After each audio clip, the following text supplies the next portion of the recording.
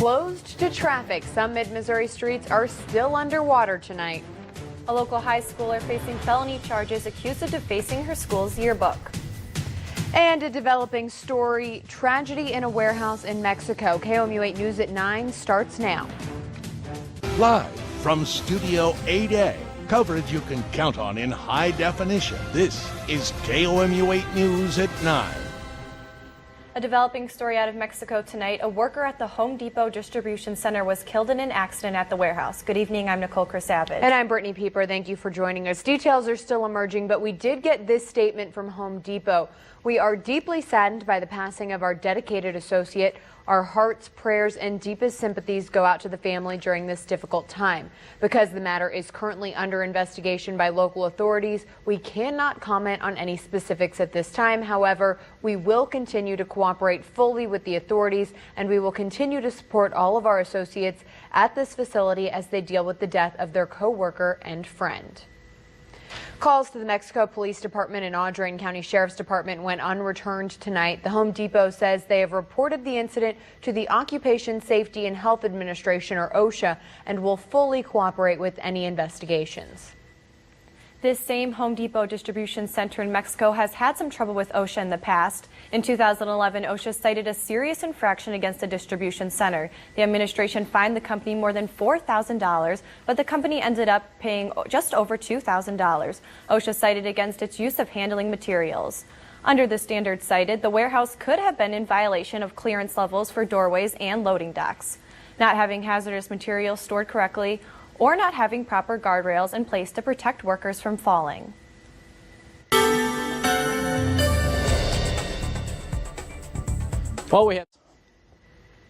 Missouri State Highway Patrol saw a decrease in the number of fatalities this Memorial Day weekend. Last year, 9 people died in traffic accidents over the holiday. This year, only 5 people were killed in crashes.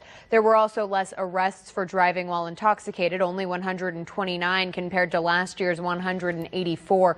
There was an increase, though, in boating fatalities. 1 person was killed this year, up from last year's 0 fatality report.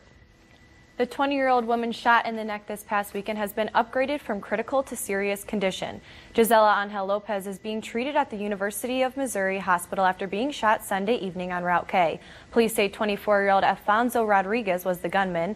Columbia police caught Rodriguez after a high-speed chase near I-70 in Route O. Police reported the victim and the suspect were in a relationship. A 17-year-old student faces felony charges after tampering with this year's Hickman High School yearbook. The student changed a senior classmate's last name to the word masturbate. Hickman High School Principal Tracy Conrad told us that students as well as staff checked the spelling of names before the pages were approved. However, Conrad says the girl facing these charges was a member of the yearbook committee and had the ability to alter the last name just before sending the page to the printing company.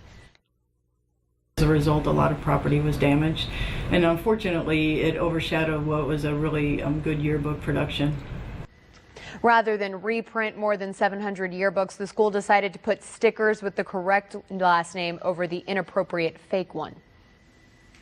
If you've received a notice in the mail about a $100 gift card to Walmart or Target, you may actually be the target of a scam.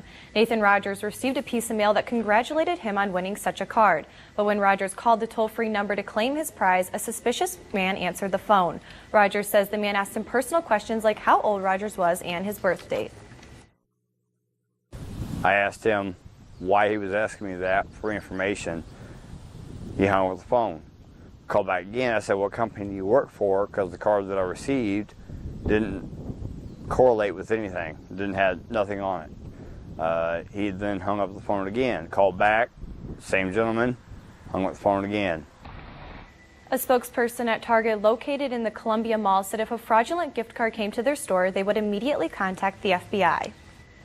Yesterday, we remembered and honored those who have served our nation, but recent federal reports show there are nearly 600,000 veterans on backlog waiting for disability benefits. Nationally, veterans often wait for more than 125 days to be processed. The average time period for pending claims is 335 days. In Missouri, however, that wait time averages around 12 to 13 months. A supervisor at the Missouri Veterans Commission in Columbia says a 2009 U.S. court decision is to blame for the huge amount of claims. The decision allowed more medical reasons to be accepted for the claims. He said a veteran can help speed up the process by visiting a professional for help at a local Veterans Commission office, an American Legion office, or anywhere with people qualified to help. The original VA disability claim is 14 pages long and comes with 8 pages of instructions. You know, if that's not a deterrent to filing a claim, I don't know what is. O'Loughlin says filing a fully developed claim to send to St. Louis can decrease the time it takes to process a claim from 12 months to 3 months. He says a fully developed claim includes the application as well as all the evidence needed for the claims. The Columbia Cabaret singers sang to benefit 2 charities tonight. It was the first year for the Spring Festival. The concert benefited the Food Bank of Central and Northeast Missouri and the Personal Energy Transportation, or PETMO. The concert featured multiple show tunes like Sweet Home Chicago from the Blues Brothers and Annie Get Your Gun from Chicago. All proceeds from the tickets went to both charities. These are great charities for this very reason. They need all the help they can get. People are more apt to come out and help the United States, America's great when it comes to charities and helping. Tickets to the event were $12 at the door. Missouri State Penitentiary tours have proven popular, and now Jefferson City tourism officials hope to capitalize on that success with the opening of a new museum that gives visitors a glimpse into the prison. A few dozen people showed up at the Jefferson City Convention and Visitors Bureau for an open house this afternoon.